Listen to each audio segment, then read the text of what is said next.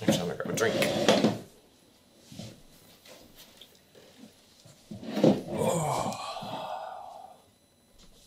All right. Today's a good day.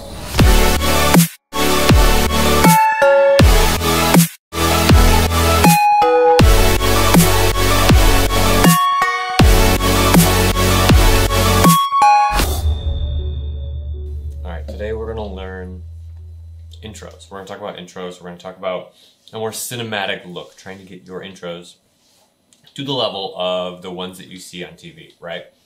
We're gonna create some depth, we're gonna create some perception. This is gonna be awesome, it's gonna be super fun.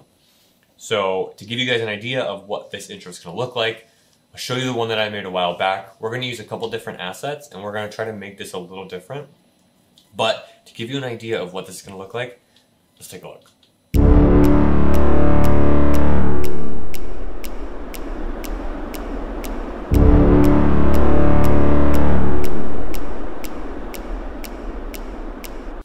Okay, now to create this intro, the first thing you're going to want to do is go online, find a PNG of an old TV, put yourself together a little intro, right? So this intro could have anything you want in it, has a stylized, it could just be the picture of your company logo.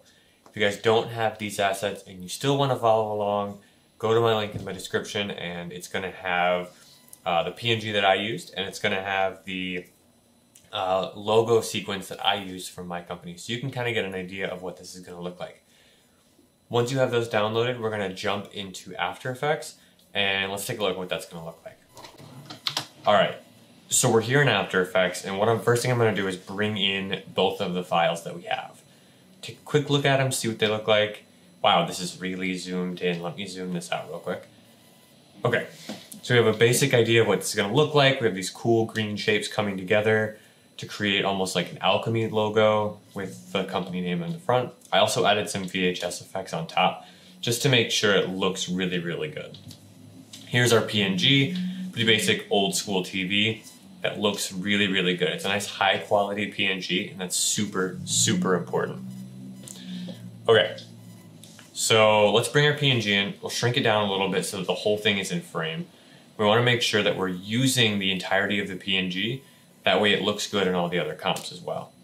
Let's bring in our Picture Lock logo. We're going to shrink that one down so that it is the appropriate size where it would fit into our TV screen. Obviously, if it's outside the TV screen, we're not going to be able to see it, so we want to make sure that it's centered and in the TV screen.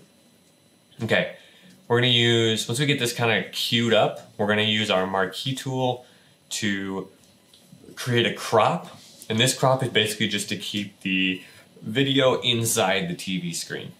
This is super simple. Just draw a rough mask. It doesn't really have to be super accurate because it's behind the PNG. So we have these together. Let's make these a pre-comp. You can name anything you want. I usually try to name mine TV just so we can stay organized.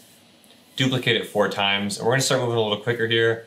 But essentially what I'm trying to do is create an interesting composition. Right? I want this to visually be something that when you look at it in still, it looks good, and when you look at it in practice, it looks good as well. I'm going to make all these layers a 3D layer. That's super important to get the movement that we want to get. So make sure that they're all 3D layers.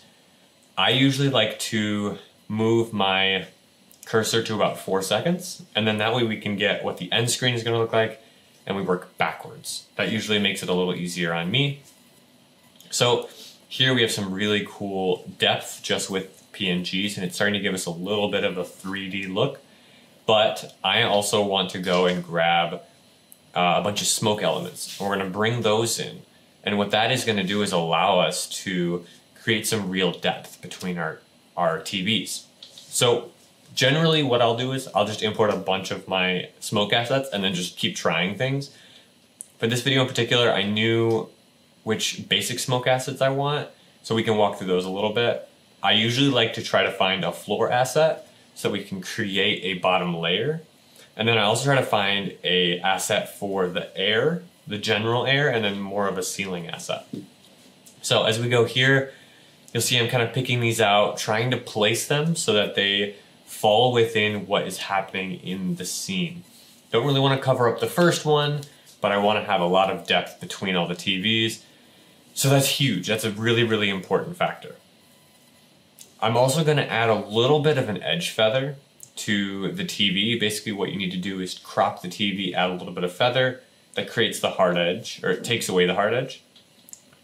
But I noticed when I was doing this, I did a little too intense. I just went in and readjusted it, and that took a nice little hard edge off of the TVs. And I think it adds a little bit more to the screen.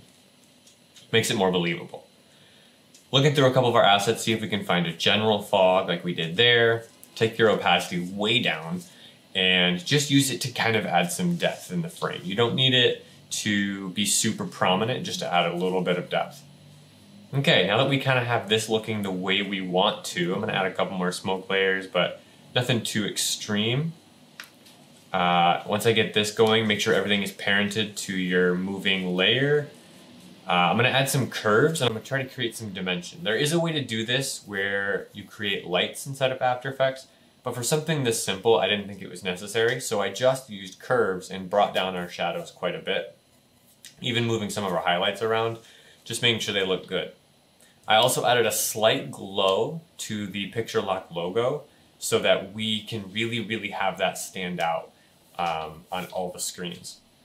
Okay, let's pre-comp this. Let's add a curves effect and let's add a LUT. I like to use my LUTs from Film Riot. They have pretty much taught me everything I know, and it's really helpful when I can use LUTs that I trust. Do a little slight adjusting, add a fade in just for dramatic effect, and we're looking pretty good. The one thing that I made sure I went in, I just kind of looked through some of my effects until I found it, was this light burst. And what this does is create these like rays coming out of the Picture Lock logo. They're a little intense, but once you dial them in a little bit, they look really, really good, and they make your footage really stand out, especially for these graphic type assets. Okay, let's take a quick look here. We're just gonna dial in some of these settings. The light burst doesn't need to be too intense. Actually, if you go too intense, it just looks really fake, and we don't want that.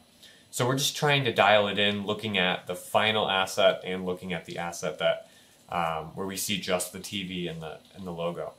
I think that looks pretty good. I think it's pretty solid. I'm going to adjust the shadows just a touch more and kind of play with some other assets I have here.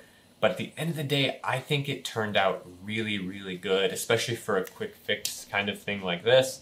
All right, now that you guys have seen the logo, I want you guys to make one. I want to see what you guys make. I want to see how you guys take this process and change it. See how you use it for different things.